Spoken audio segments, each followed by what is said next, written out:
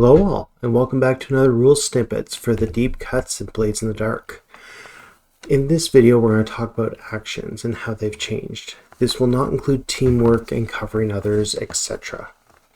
So, the biggest change is more of a perspective than an actual, well, there are some mechanical changes, but for that, we're less looking at the actions.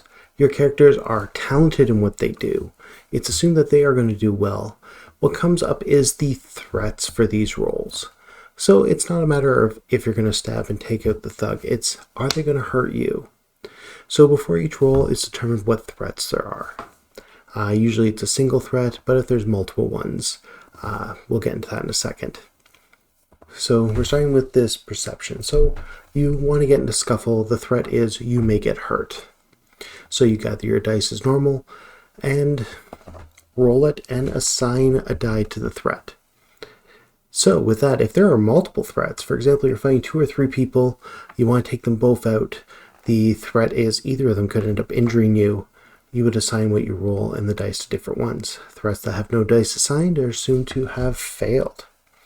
Now with that, the usual devil's bargain exists, but it's changed a little.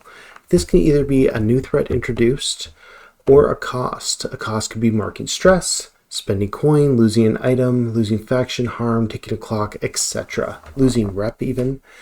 So you can either choose to pay the cost or take on the additional threat. Players may also suggest things in these situations, especially with regards to threat. That is kind of how the devil's bargain has changed.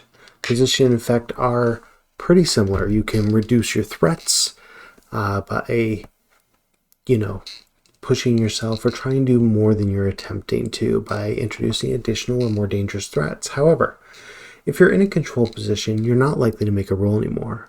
In a desperate position, it changes.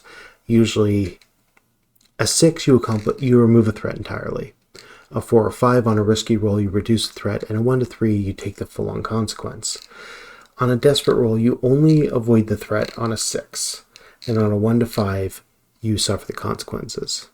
This gets us back to pushing and resisting. So you can still push and resist effects, except they are all tied to your attributes at this point. So you roll your attribute and take a number of stress from 0 to 3.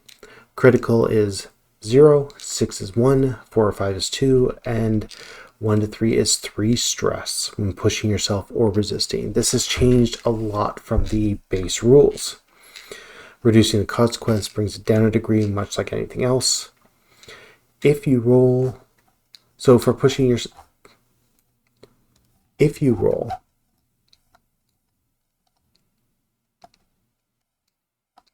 my apologies, I'm looking up the exact wording here.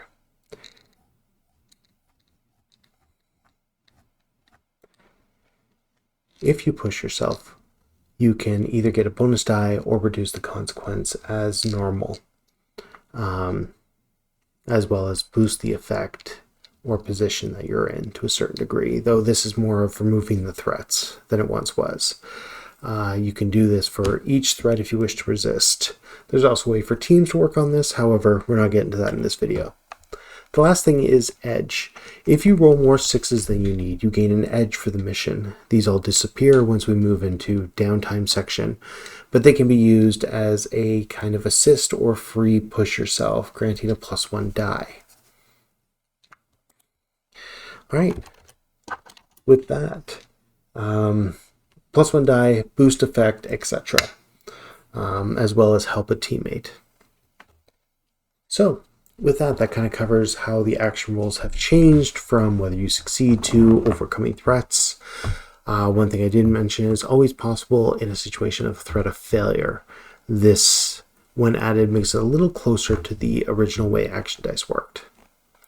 But with that, any questions, leave them in the comments and I will clarify.